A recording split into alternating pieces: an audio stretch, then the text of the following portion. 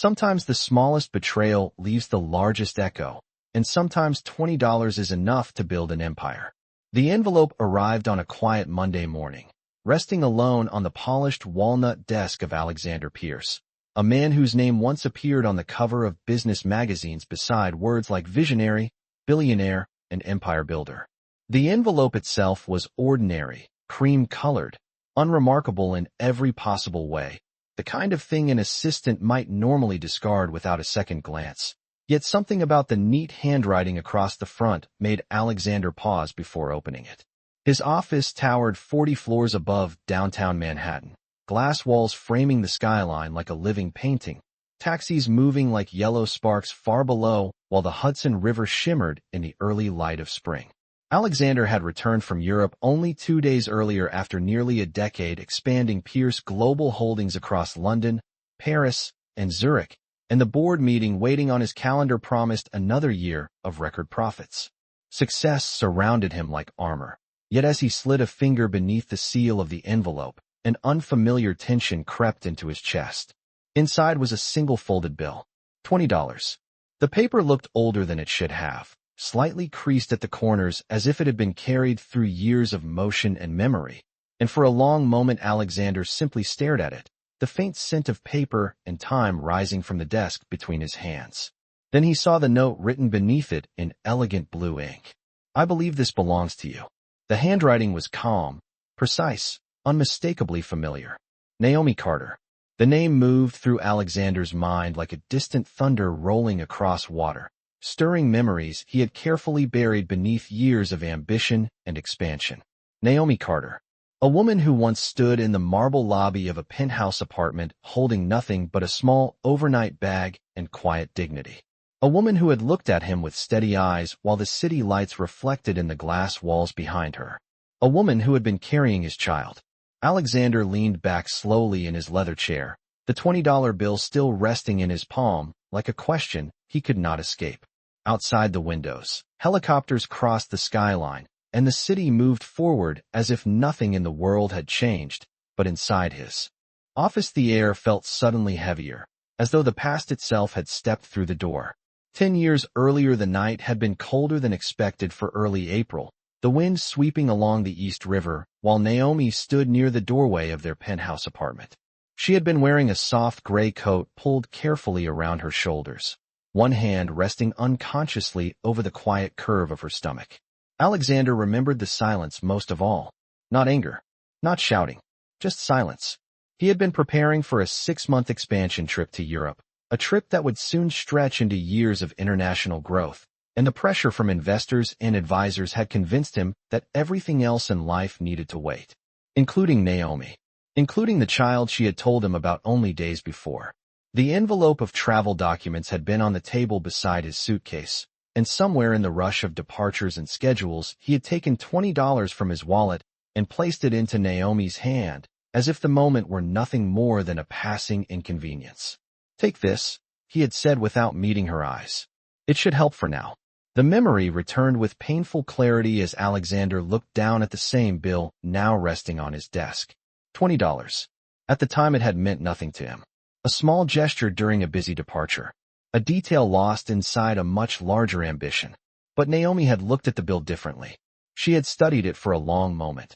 Her expression not angry, not broken, just calm in a way that made the entire room feel suddenly unfamiliar. "Thank you for showing me exactly what I'm worth to you," she had said quietly. Then she walked out of the penthouse and into the cold New York night, carrying only the small bag in her hand and the quiet life growing inside her. Alexander had not followed her. He had boarded a flight to London the next morning, convinced that the world he was building required sacrifice, and that Naomi Carter was simply one of many things left behind along the way. Now, 10 years later, the same $20 bill rested on his desk like a mirror reflecting every decision he had made since that night. Alexander turned the bill over slowly between his fingers, and for the first time in a very long time, the empire surrounding him felt strangely fragile. Somewhere in this city Naomi Carter had returned the only thing he had given her. And Alexander Pierce had the sudden, unsettling feeling that the woman who sent it back was no longer the one he remembered. Alexander Pierce remained motionless long after the office door closed behind his assistant, the $20 bill still resting between his fingers as if it carried the weight of something far greater than paper.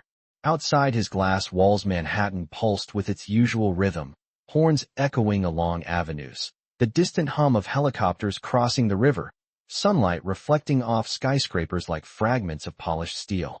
Yet inside the office a quiet tension lingered, the kind that made time feel slower. Naomi Carter.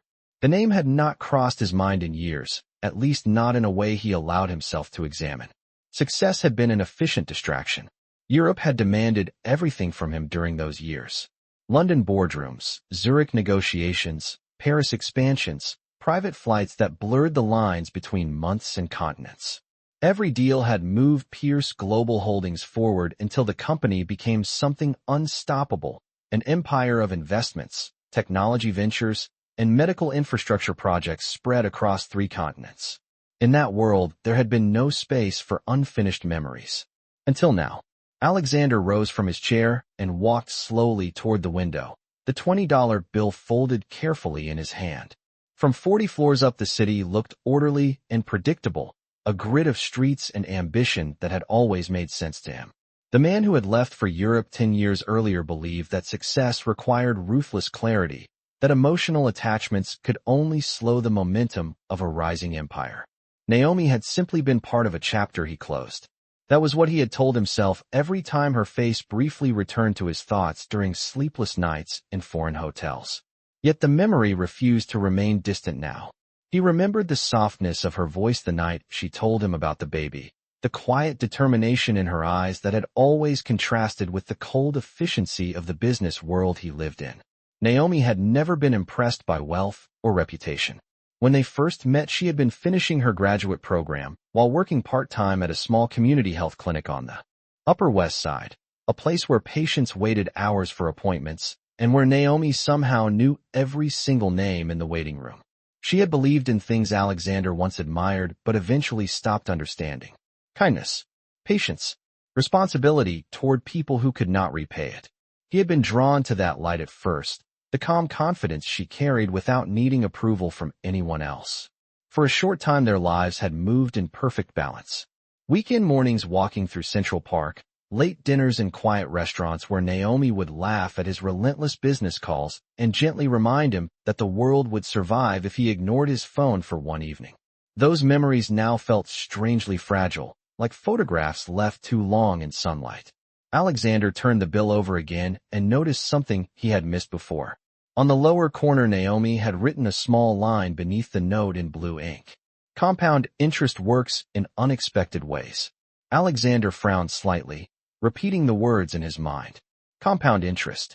It sounded like something Naomi would say with a quiet smile, the kind of sentence that carried meaning far beyond its simplicity. He walked back to the desk and opened his laptop, typing the name Carter Global Health into the search bar. The result appeared instantly. Carter Global Health Network. Founded 8 years ago. Headquarters New York City.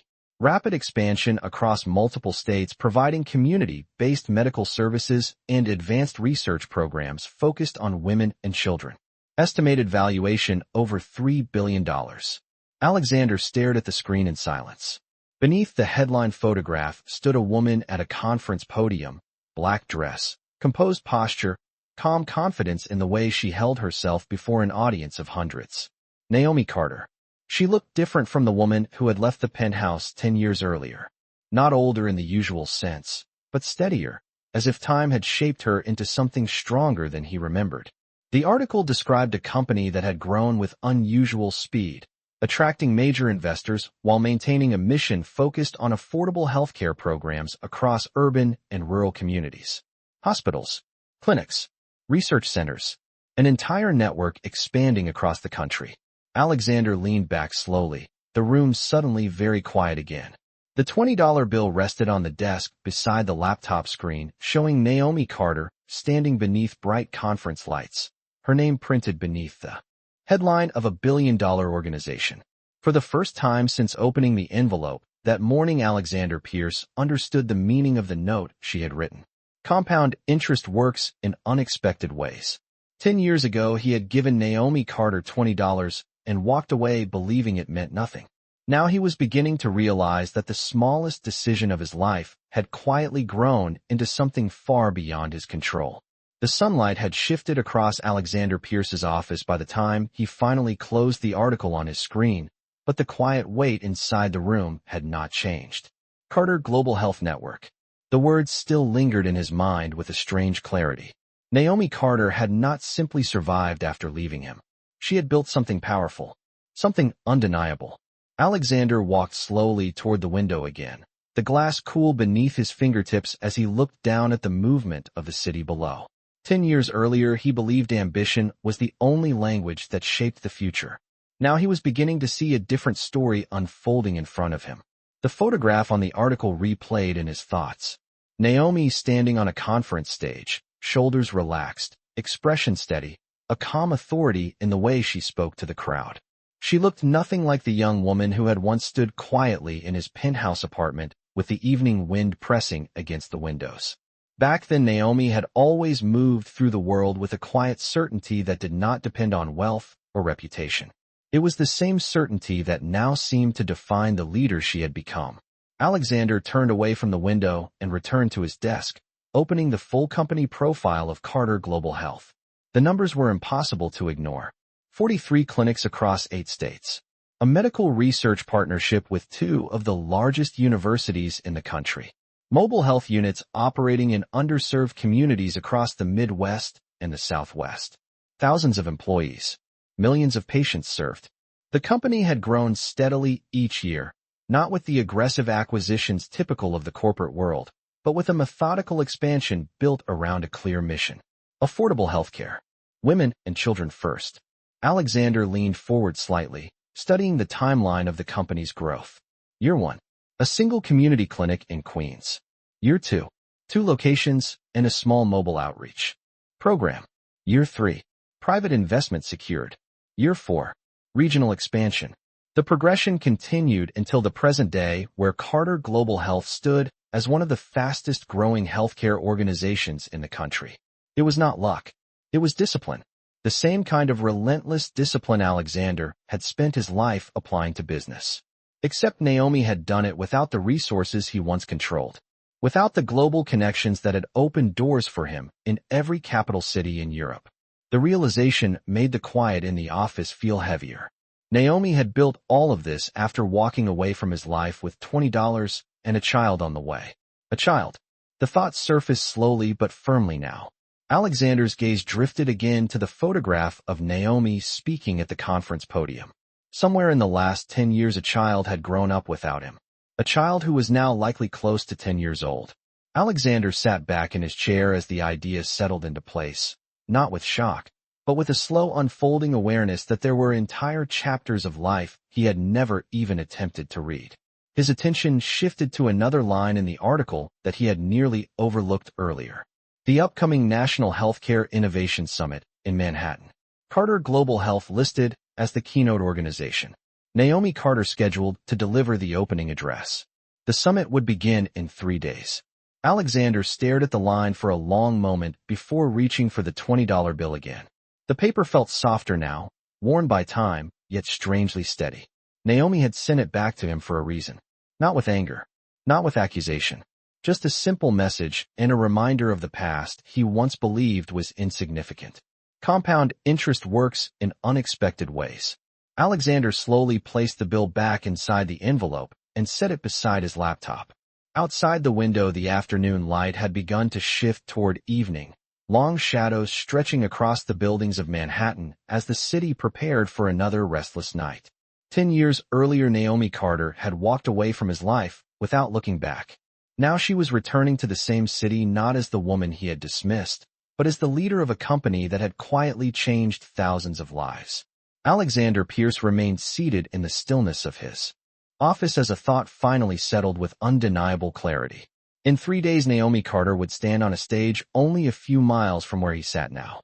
And for the first time in 10 years, their paths were about to cross again. 3 days passed with the quiet precision of a clock, counting down towards something neither time nor distance could delay. The National Healthcare Innovation Summit transformed the Manhattan Convention Center into a gathering place for the most influential leaders in medicine, technology, and global health policy.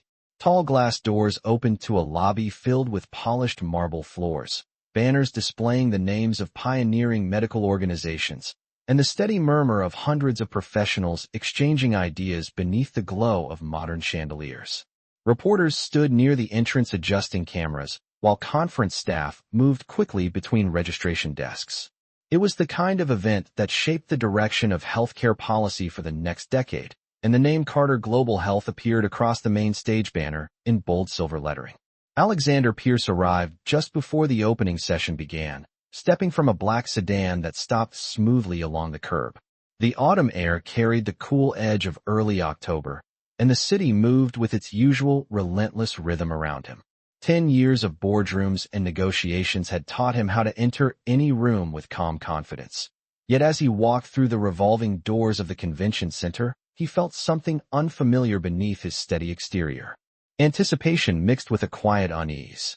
Inside the main hall, rows of seats filled quickly as guests took their places, the wide stage framed by large digital screens displaying the summit's theme of innovation and accessibility in healthcare. Alexander moved toward a seat along the side aisle, where he could observe the stage without drawing attention. Conversations flowed around him about new medical technologies, federal funding programs, and expanding hospital systems across rural America. Yet his attention remained fixed on the empty podium at the center of the stage.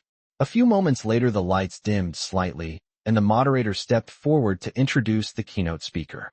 Ladies and gentlemen, please welcome the founder and chief executive officer of Carter Global Health Network, Dr. Naomi Carter. The audience responded with immediate applause that filled the hall like a rising tide.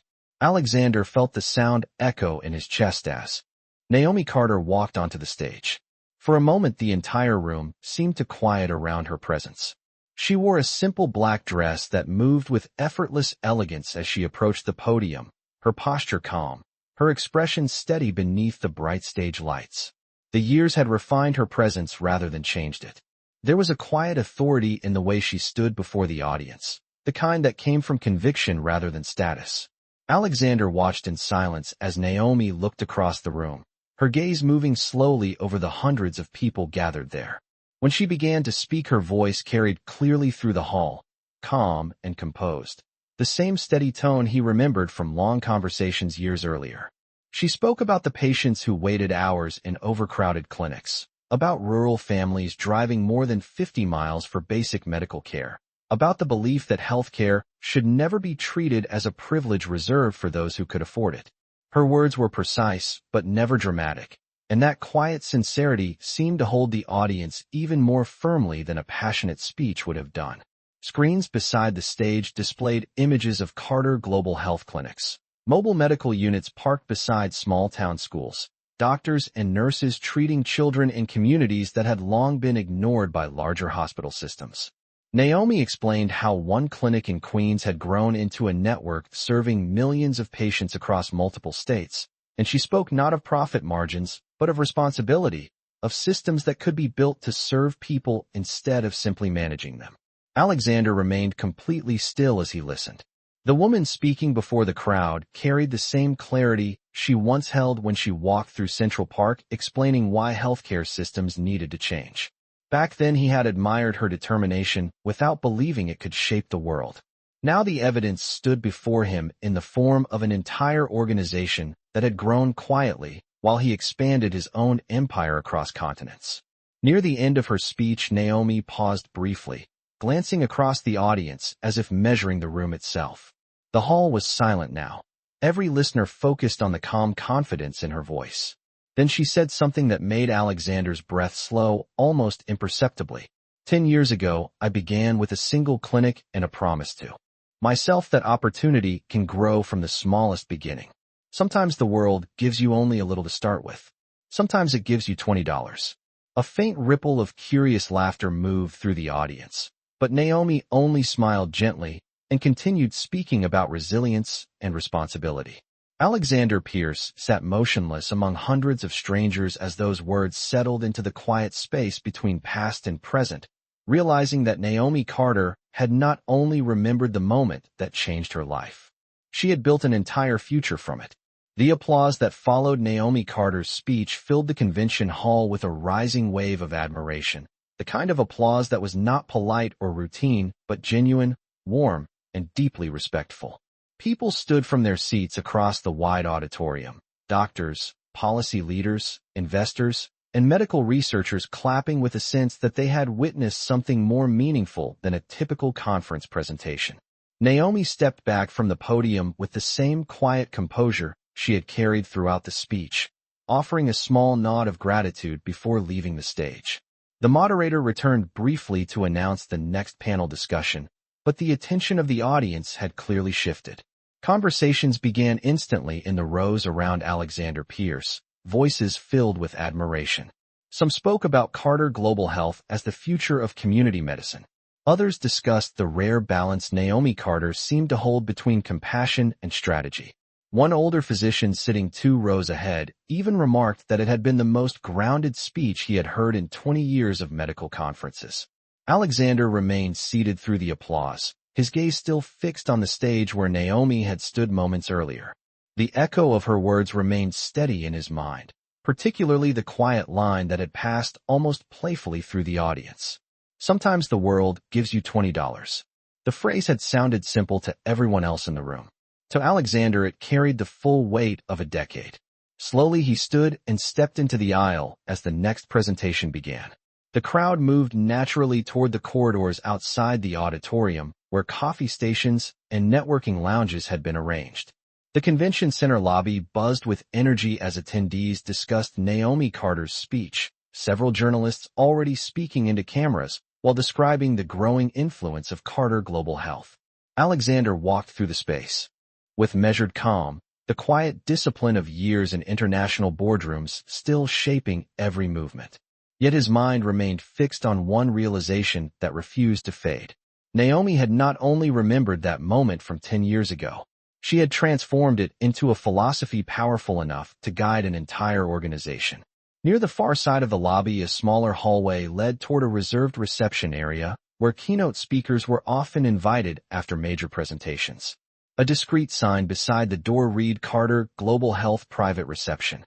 Alexander slowed as he approached the corridor, aware that stepping through that doorway would turn 10 years of distance into something immediate and undeniable. For a moment he remained still, observing the movement of people across the lobby. Doctors speaking with reporters. Young healthcare innovators exchanging ideas near the coffee station. Investors discussing partnership opportunities beside the tall windows overlooking the Hudson River. Life moving forward with its usual rhythm. And somewhere beyond that door, Naomi Carter was speaking with her colleagues. The same calm presence that had once stood quietly beside him in a different life, now commanding respect across an entire industry. Alexander reached into his jacket pocket and felt the edge of the envelope resting there. The $20 bill remained folded carefully inside. He had carried it with him to the summit without fully understanding why. Now the reason seemed clearer. Some decisions could not remain unfinished forever. As he stepped toward the reception hallway, the door opened from the inside, and a group of Carter Global Health staff members emerged, laughing softly as they continued discussing the morning presentation. Among them walked a boy perhaps 10 years old, tall for his age, dark hair slightly tousled, wearing a simple navy jacket and holding a tablet computer beneath his arm. The boy paused near the doorway, looking back briefly toward the room behind him before stepping aside to allow others to pass. For a moment Alexander's attention settled on the child without understanding why. There was something familiar in the boy's steady posture, something quietly confident in the way he observed the busy hallway around him.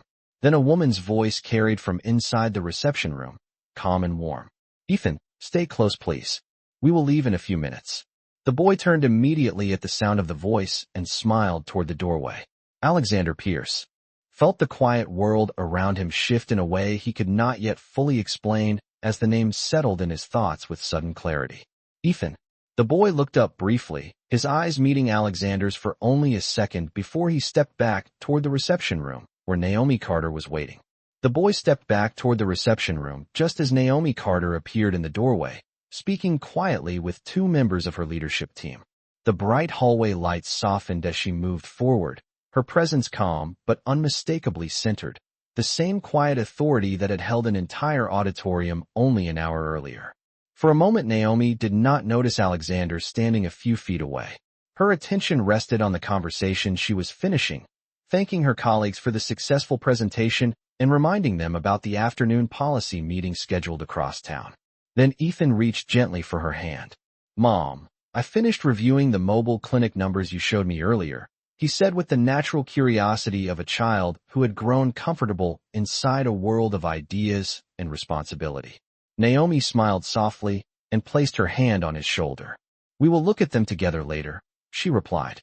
"But right now we should thank Dr. Morales for helping with the data." Her voice carried the same calm warmth Alexander remembered from another life. The sound of it drew her attention toward the hallway. Naomi's gaze lifted and met his. The moment lasted only a few seconds, yet it felt far longer than the years that had passed between them. Neither of them spoke at first. Naomi simply regarded him with a steady expression that held neither surprise nor anger, only a quiet recognition that time had finally brought two distant paths back together. Alexander noticed immediately how composed she remained. 10 years earlier, she had walked away from his penthouse apartment carrying disappointment with dignity. Now she stood before him as the leader of a national healthcare organization, a woman who had built something lasting without needing acknowledgement from the man who once dismissed her future.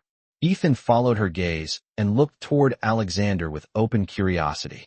The boy's eyes were clear and observant, the same calm attentiveness Alexander had once seen in Naomi during long discussions about the world beyond business strategies. For a moment, Alexander understood something without needing it explained. Ethan Carter was 10 years old. The timeline aligned with perfect clarity. The quiet realization settled through him not as shock, but as a deep and steady awareness that there was a life standing only a few feet away that he had never known. Naomi finally spoke, her voice calm and respectful as if greeting an old acquaintance at a professional gathering. "Alexander, it has been a long time." The simplicity of the sentence carried more meaning than any accusation could have held. Alexander inclined his head slightly, aware that every carefully rehearsed business conversation he had ever mastered suddenly felt inadequate. "Yes," he replied quietly. "It has been a very long time." The hallway around them remained busy with conference guests moving between sessions, yet the small space between Naomi and Alexander seemed strangely still. Naomi did not appear uncomfortable. Instead, she looked at him with the same measured clarity that had guided her entire speech earlier that morning. Ethan remained beside her, observing the exchange with polite curiosity but without tension. Naomi rested a gentle hand on his shoulder again. "Ethan," she said softly, "this is Mr. Alexander Pierce. We met many years ago." Ethan extended his hand in a polite gesture that reflected the thoughtful upbringing Naomi had clearly given him. "Nice to meet you, Mr. Pierce." Alexander accepted the handshake almost automatically, noticing the boy's steady confidence and thoughtful gaze. The moment lasted only a second, yet it carried the quiet gravity of a connection that had never been given time to grow. Naomi watched the exchange without interruption. There was no bitterness in her expression, only the calm understanding of someone who had already made peace with the past. Alexander reached slowly into his jacket pocket and removed the envelope he had carried throughout the morning. He held it carefully between his fingers before speaking. "I received your message," he said. Naomi glanced briefly at the envelope and then back at him, her expression unchanged. "I thought it was time to return something that belonged to you," she replied gently. Alexander looked down at the folded paper in his hand, and then at Naomi Carter standing before him with quiet strength beside the son she had raised without his presence. For the first time in many years, the certainty that had guided every decision of his life felt uncertain. And the quiet hallway of a healthcare conference had suddenly become the place where the past finally asked to be acknowledged. The quiet tension in the hallway did not disappear, but it softened slightly as people continued moving past them toward the conference elevators. Naomi Carter remained composed, her posture relaxed yet grounded, the same quiet confidence that had shaped every step of her journey during the past decade. Ethan stood beside her, observing both adults with the attentive curiosity of a child who had grown up listening carefully before speaking. Alexander Pierce still held the envelope between his fingers, aware that such a small object had somehow become the bridge between two entirely different lives. For a moment, none of them spoke. The noise of the conference floor hummed faintly in the distance, but the narrow space near the reception room felt removed from the busy world outside. Naomi finally broke the silence with the same calm tone she had used throughout her keynote address earlier that morning. "I did not send it to embarrass you," she said gently. "I simply thought it had completed its journey." Alexander nodded slowly, considering the quiet weight behind her words. The bill had traveled far beyond the moment it began. "I understand that now," he replied. Naomi studied his expression for a moment, as if measuring whether that statement carried sincerity. 10 years had given her the ability to read people clearly. She had spent years negotiating hospital partnerships, guiding nonprofit leaders, and managing investors who wanted quick results rather than meaningful change. She understood confidence, and she understood regret. What she saw in Alexander's face was not the cold certainty of the man who once boarded a flight to Europe without looking back. Instead, she saw something quieter, something uncertain in a way she had never witnessed before. Ethan shifted slightly beside her, glancing up with the thoughtful curiosity of a child who sensed that this conversation held importance beyond ordinary introductions. Naomi rested her hand gently on his shoulder again. "Ethan has grown up around doctors and data charts," she said softly. "He listens more than he talks." Ethan gave a small smile at that description but remained silent, clearly content to observe. Alexander felt a subtle tightening in his chest as he looked at the boy more closely. There were small details that made the connection unmistakable. The calm patience in Ethan's posture, the thoughtful way he watched conversations before joining them, the same steady gaze Naomi had always carried. The realization that this boy had grown through 10 years of birthdays, school mornings, and quiet family moments without him was something Alexander had not fully allowed himself to imagine until now. Naomi spoke again, her tone thoughtful rather than confrontational. "When I left that night, I had two choices. I could believe that moment defined my value, or I could decide it was only the beginning of something else." Alexander listened carefully, recognizing the quiet strength behind every word. Naomi continued without raising her voice, speaking with the same clarity she had used in front of hundreds of healthcare leaders earlier that day. "The $20 you gave me did not matter because of the amount. It mattered because it showed me that I would need to build my future without waiting for someone else to see my worth." The hallway lights reflected softly against the polished floor as people continued walking past them, unaware that a decade of unfinished history was quietly unfolding only a few feet away. Alexander lowered his gaze briefly toward the envelope in his hand. "I believed success required leaving things behind," he said slowly. "I told myself it was necessary." Naomi regarded him calmly. "Perhaps you did believe that," she replied. "But the truth about choices is that they continue growing long after we make them." Ethan listened quietly, absorbing the conversation with the thoughtful stillness that often belonged to children raised in environments where ideas mattered. Alexander looked at him again and felt the same realization return with deeper clarity. The choices he made 10 years earlier had not simply changed Naomi's life. They had shaped the life of the child standing beside her. Naomi noticed the direction of his gaze and spoke with gentle honesty. "Ethan knows that he was born into a life built with patience and determination," she said. "I never wanted him to feel that his story began with disappointment." Ethan looked up at her and smiled slightly before glancing back toward Alexander. "My mom says every beginning is an opportunity," he said simply. The quiet wisdom of the statement lingered in the hallway like a small echo of Naomi's philosophy. Alexander felt something shift within him again, not with sudden drama, but with the steady understanding that some truths arrive slowly. 10 years earlier, Naomi Carter had walked away with $20 and a promise to herself. Now she stood before him as a woman who had transformed that promise into something powerful enough to shape the future of thousands of lives. And for the first time since their paths crossed again, Alexander Pierce realized that the most important conversation between them had only just begun. The hallway outside the reception room remained filled with quiet movement as conference attendees continued passing through the corridor, yet the small space where Naomi Carter, Ethan, and Alexander Pierce stood seemed strangely separate from the rest of the convention center. Naomi watched Alexander with calm patience, The same measured composure she carried through boardrooms and public addresses, while Ethan remained beside her, observant and thoughtful in the way children often become when they sense that an important conversation is unfolding. Alexander looked down briefly at the envelope still resting in his hand before returning his attention to Naomi. For many years he had been the person controlling the direction of every conversation he entered. Negotiations, acquisitions, boardroom decisions. Yet standing here he felt a rare uncertainty that did not come from fear, but from understanding how much time had already passed without him noticing. Naomi broke the silence again, her voice quiet but steady. When I started the first clinic in Queens, I had no investors and no connections in the healthcare system. The building was a small rented space beside a grocery store, barely 2,000 square feet. The waiting room had 12 chairs and one examination room.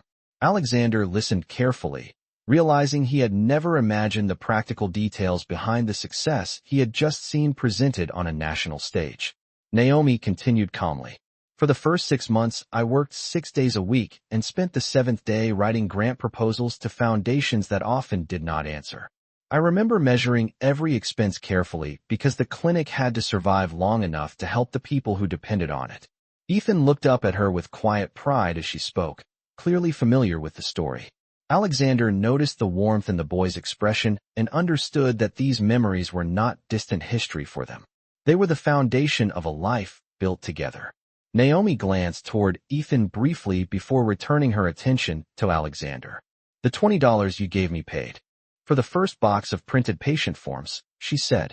"It was a small detail, but I decided to keep the bill as a reminder that beginnings rarely look impressive." The sentence carried no bitterness. Instead, it sounded like the reflection of someone who had already transformed hardship into purpose. Alexander absorbed the words slowly. The idea that such a simple moment had quietly become the starting point for a network serving millions of patients made the envelope in his hand feel even heavier. "I never imagined that decision would shape anything like this," he admitted quietly. Naomi gave a small, thoughtful nod. "Most people do not recognize the impact of their decisions until many years later. That is why responsibility matters, even when a choice seems small." Ethan listened carefully, then looked toward Alexander with the straightforward curiosity that belonged to his age. "My mom says that every action grows into something," he said. "Like planting seeds. If you plant something good, it becomes a tree." Alexander met the boy's gaze and managed a faint smile. "Your mother seems to understand growth better than most investors I know." Naomi allowed herself a small smile at that. "She has had practice," Ethan replied confidently. The lightness of the exchange softened the moment slightly, though the deeper reality remained clear beneath the surface. Alexander reached into the envelope and removed the folded bill again, studying the worn paper for a moment before holding it carefully between his fingers. "I carried this with me today because I did not know what else to bring to this conversation," he said. Naomi looked at the bill briefly before meeting his eyes again. "It has already done its work," she replied gently. The hallway lights reflected against the glass walls nearby as afternoon sunlight began to shift toward evening outside the convention center. The conference schedule continued around them, announcements echoing faintly from distant rooms, yet the three of them remained standing in a quiet pocket of time that belonged only to their shared history. Alexander finally spoke with a sincerity that had been absent from his voice for many years. "I cannot change what happened 10 years ago," he said slowly, "but I would like to understand the life that grew from it." Naomi regarded him for a moment before answering. "Understanding takes patience," she said calmly. "Fortunately, patience is something the past 10 years have taught me well."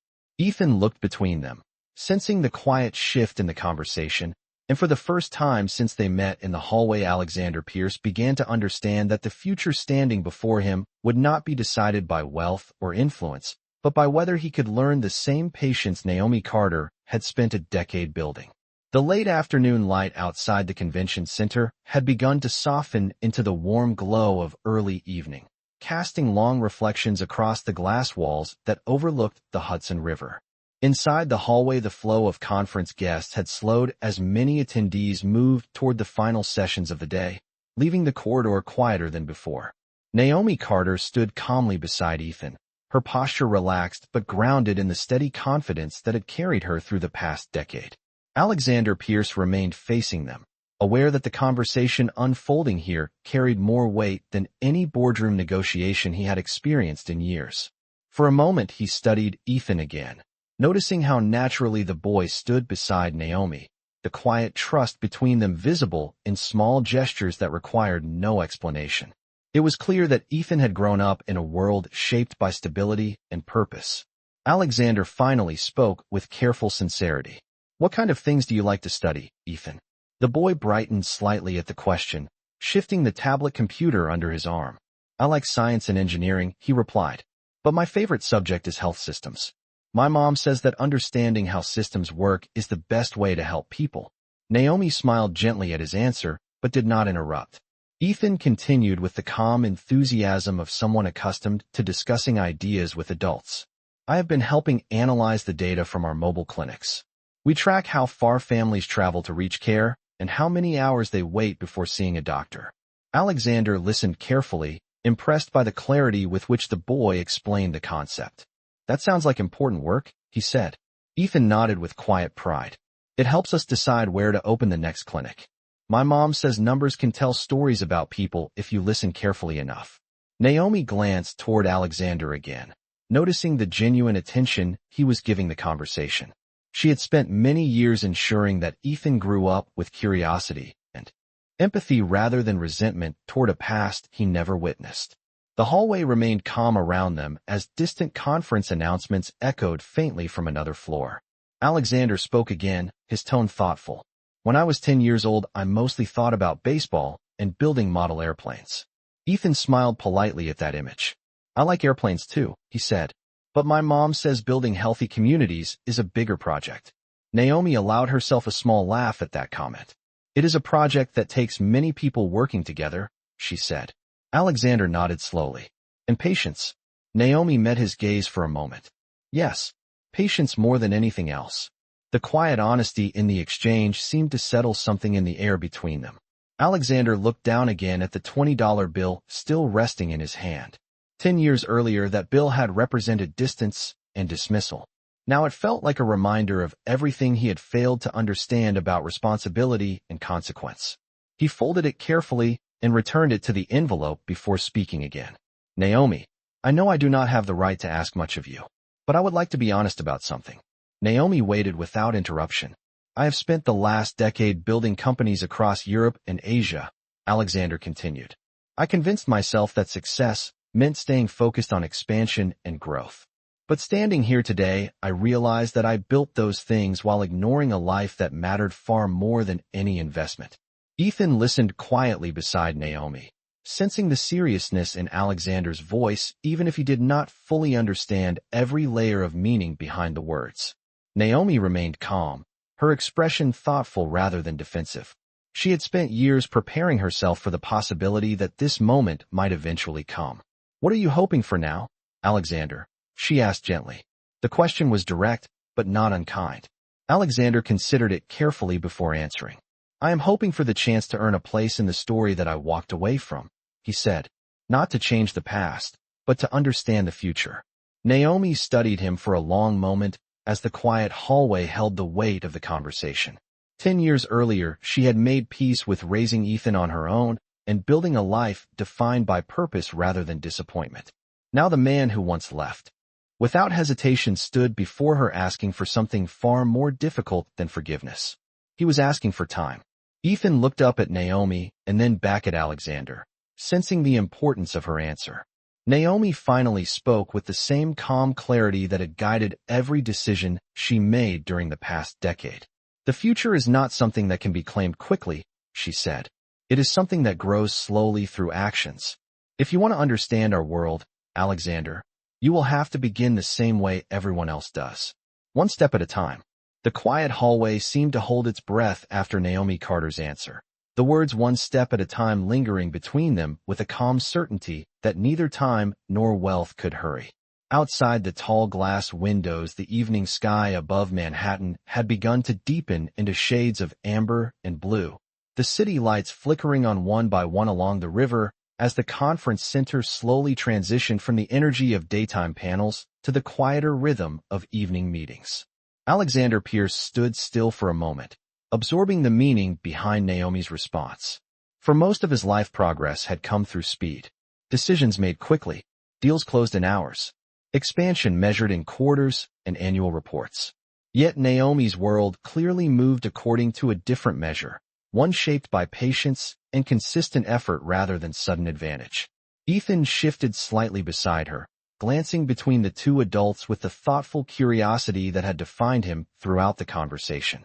Naomi rested her hand lightly on his shoulder again, the small gesture reflecting years of quiet partnership between mother and son. Alexander nodded slowly. "I understand that I cannot simply arrive and expect to belong," he said.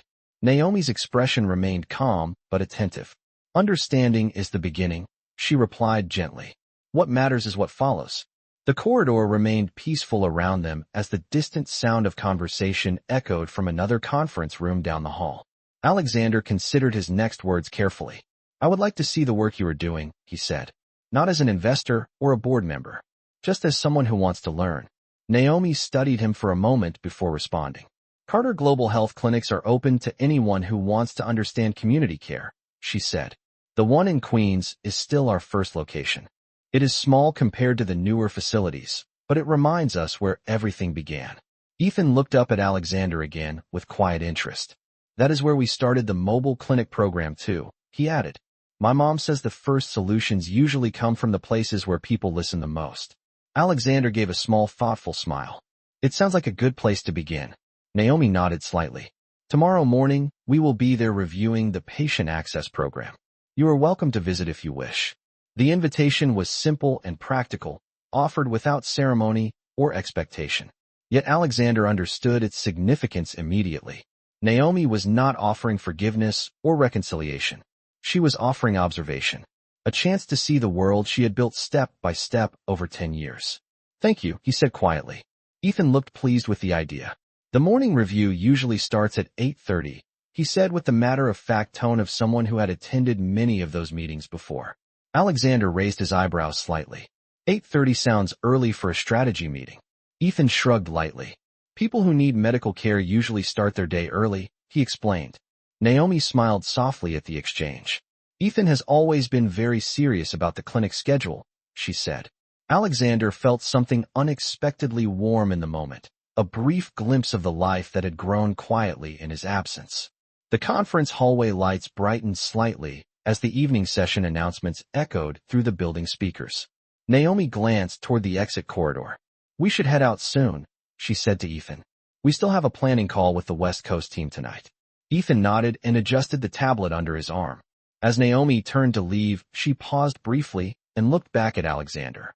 "If you truly want to understand our work," she said calmly, "come tomorrow prepared to listen more than you speak." Alexander inclined his head slightly. "That will not be difficult. I have already learned a great deal today." Naomi regarded him for a moment, as if measuring the sincerity behind the statement, then gave a small nod before guiding Ethan toward the exit hallway. Alexander remained where he stood, watching them walk toward the glass doors at the end of the corridor.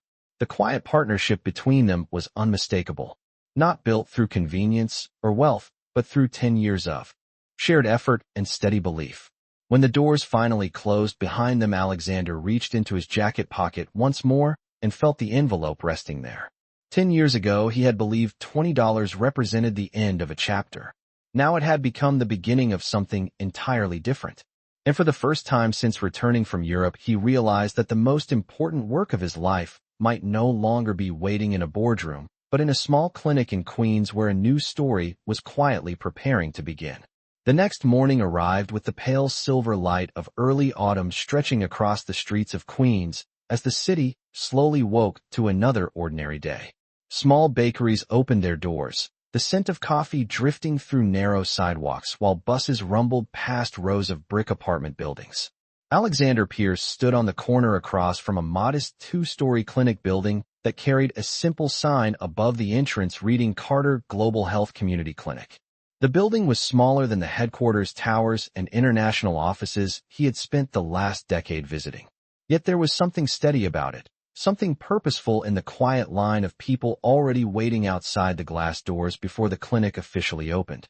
A young mother stood holding the hand of a little girl wrapped in a bright yellow jacket. An elderly man leaned on a cane while reading a folded newspaper. A nurse wearing navy blue scrubs stepped outside to greet them with a warm smile. Alexander checked his watch. 8:24 in the morning. Ethan had been precise about the schedule. The clinic door opened again, and Naomi Carter stepped out carrying a tablet and a folder of printed reports. Her dark coat moved lightly in the cool breeze as she greeted the waiting patients by name. Alexander noticed the ease with which she spoke to them, the natural familiarity of someone who understood that leadership was not only measured in boardrooms, but also in everyday moments of care. Ethan followed a few seconds later, holding a small clipboard almost as large as his forearm, his expression focused in the same quiet way Alexander had seen the day before. Naomi looked up and noticed Alexander standing across the sidewalk. She gave a small nod of acknowledgement, but did not interrupt the flow of the morning routine. At exactly 8:30, the clinic doors opened fully, and the waiting patients began entering in an orderly line. The interior of the building was simple but bright, sunlight streaming through large windows that illuminated rows of chairs and a reception desk where two staff members welcomed each person with calm efficiency. Posters along the walls displayed information about preventive care, vaccination programs, and nutrition workshops offered through Carter Global Health. Alexander stepped inside quietly, observing rather than speaking as Naomi guided a small team of nurses and administrators through a short morning briefing near the reception desk. The discussion was direct and practical. Patient wait times, staffing coverage, supply inventory, mobile clinic routes scheduled for rural counties later that week. Naomi listened carefully to each update, offering suggestions with the calm clarity of someone who understood every detail of the system she had built.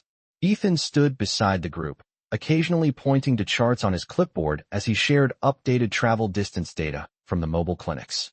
Several nurses smiled at his contributions with clear familiarity. When the briefing ended, Naomi turned toward Alexander and gestured gently toward the hallway leading to the examination rooms. "This is where most of the work actually happens," she said.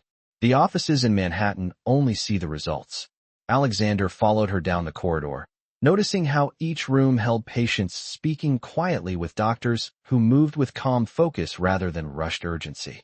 One nurse knelt beside an elderly woman explaining medication instructions with patient care. In another room, a pediatric doctor laughed softly while checking a young boy's heartbeat with a stethoscope decorated with bright blue stickers. The atmosphere carried a sense of quiet dignity that felt far removed from the pressure of international finance. Naomi paused near the end of the hallway where a window overlooked the small parking lot behind the clinic. "This place survived the first year because the community believed in it," she said softly. "They trusted us to stay when larger systems overlooked them." Alexander watched as a volunteer unloaded boxes of fresh fruit for the clinic's weekly nutrition program. The simplicity of the scene carried a clarity he had rarely encountered in corporate strategy meetings. "I spent years measuring success by expansion charts and profit margins," he admitted quietly. Naomi looked toward the busy clinic floor before answering. "Growth is important," she said, "but the kind that lasts usually begins with service rather than ambition." Ethan stepped beside them, holding the clipboard again. "The mobile clinic for Brooklyn leaves in 15 minutes, he announced with quiet efficiency. Naomi smiled slightly.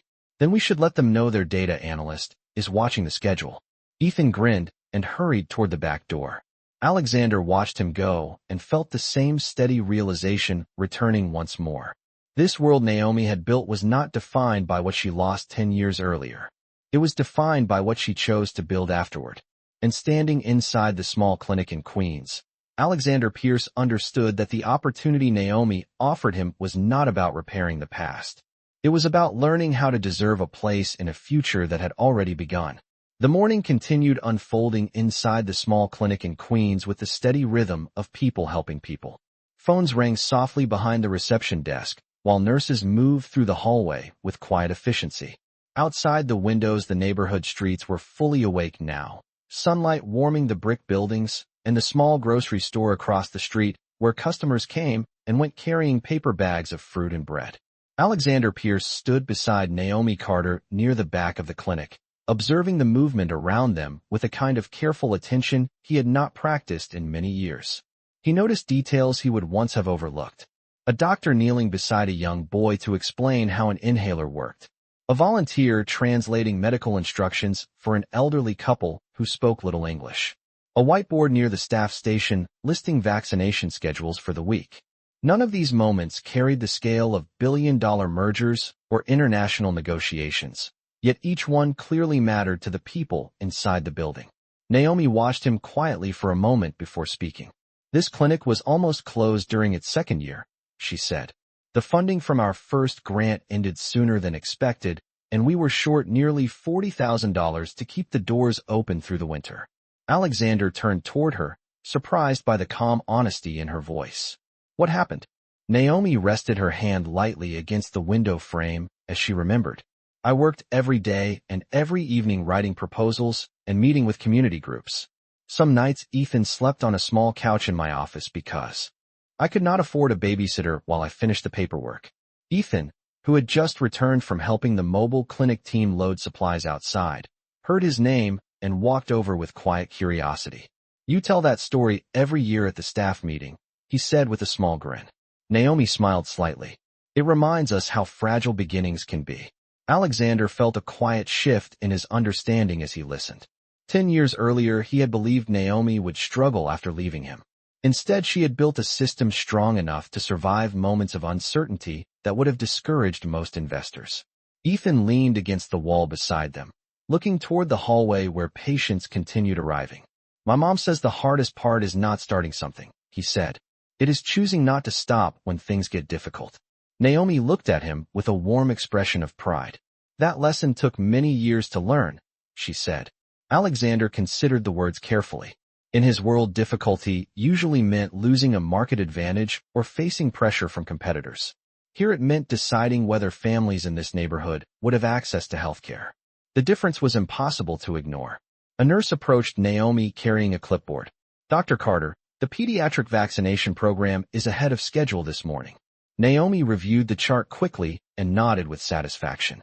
"Good. Please remind the team to update the patient outreach list before the afternoon meeting." The nurse thanked her and returned to the front desk. Alexander watched the exchange with growing respect. Naomi's leadership was not defined by authority alone, but by the quiet trust her team clearly placed in her judgment. He spoke again after a moment of reflection.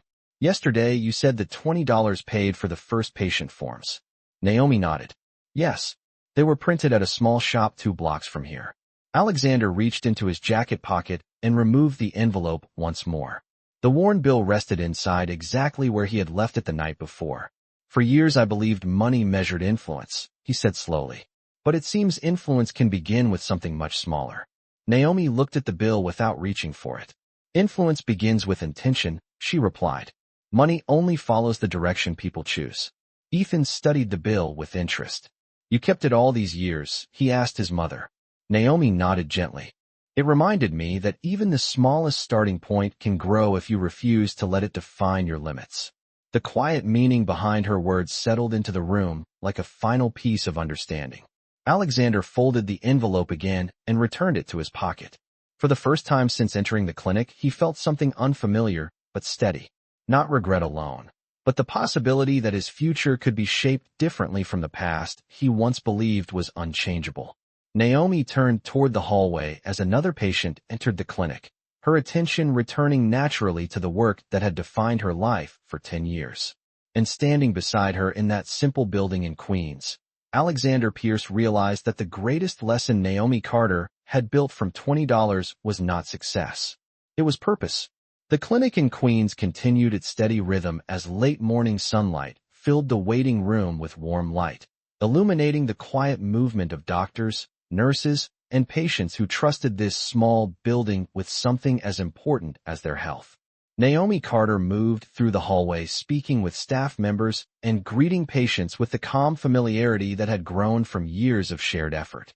Ethan stood near the reception desk reviewing numbers on his tablet, occasionally glancing up to watch the work around him with the thoughtful attention of someone who had grown up understanding that systems and people were deeply connected. Alexander Pierce remained near the window for a moment longer, observing the clinic as if he were learning to see the world again from a different perspective. 10 years earlier, he had believed that influence came from scale, that the largest offices and the most expensive buildings represented real impact. Yet this modest clinic, with its worn chairs and handwritten scheduling board behind the front desk, held something far more powerful than the glass towers where he once measured success. Naomi returned to stand beside him after finishing a short conversation with one of the nurses. "The vaccination program is moving smoothly today," she said quietly. "That is always a good sign." Alexander nodded, still watching the activity around them. "The people here trust you," he said. Naomi considered the statement for a moment. "Trust is something you earn slowly," she replied. "It cannot be purchased or accelerated." Ethan approached them carrying the clipboard he had used earlier during the morning briefing. "The Brooklyn Mobile Clinic arrived at the school 10 minutes early," he reported with quiet satisfaction. "They already started the check-in line for the pediatric screening program." Naomi smiled warmly. "That means the planning worked." Ethan nodded and leaned lightly against the counter beside them. Alexander looked between them and felt the quiet clarity of the moment settle into place. For years he had measured the world through numbers and expansion charts. Yet standing here, he could see a different kind of growth unfolding in front of him. Not growth driven by ambition alone, but by service, patience, and responsibility. Naomi turned slightly toward him. "You have seen the clinic now?" she said calmly. "What do you think?" Alexander did not answer immediately. Instead, he looked once more at the families waiting patiently in the reception area and the doctors moving with quiet purpose down the hallway. Finally, he spoke with a sincerity that felt unfamiliar but steady. "I think I spent many years believing that success meant building something large enough for the world to notice." Naomi listened without interruption. Alexander continued quietly. "But what you built here is something the world needs, whether it notices or not." Ethan looked at him thoughtfully before speaking with the simple honesty that children often carry without hesitation. "My mom says success is when people are healthier because you showed up." Naomi placed a gentle hand on his shoulder again, her expression warm. "That definition has served us well so far." The morning continued moving forward around them as another group of patients entered the clinic. Naomi glanced toward the front desk where a nurse was preparing the next set of appointment charts. "There is always more work to do," she said softly. "That part never changes." Alexander nodded slowly. "Some work is worth showing up for every day." Naomi studied his expression for a moment, as if measuring the quiet determination behind his words. She had spent 10 years learning that real change came from consistent action rather than promises. Finally, she spoke with the calm clarity that had guided her entire journey. "If you truly wish to be part of this world, Alexander, then the door is not closed. But the path forward will look very different from the one you once walked." Alexander understood the meaning immediately. No boardroom shortcuts. No influence purchased through reputation. Only the same steady patience Naomi Carter had practiced for 10 years. He gave a small, respectful nod. "I am ready to start where you started." Naomi regarded him for a moment, then gave a quiet, approving smile before turning her attention back toward the clinic floor. Ethan looked up at Alexander with curiosity that carried both caution and openness. "We start early here every morning," he said. Alexander smiled faintly. "Then I will learn to arrive early." Outside the window, the city continued its endless motion, unaware that a story shaped by $20, patience, and quiet determination had just reached its true beginning. And inside the small clinic in Queens, Naomi Carter returned to her work knowing that sometimes the greatest victories are not about proving someone wrong. They are about building something strong enough to stand long after the past has faded away.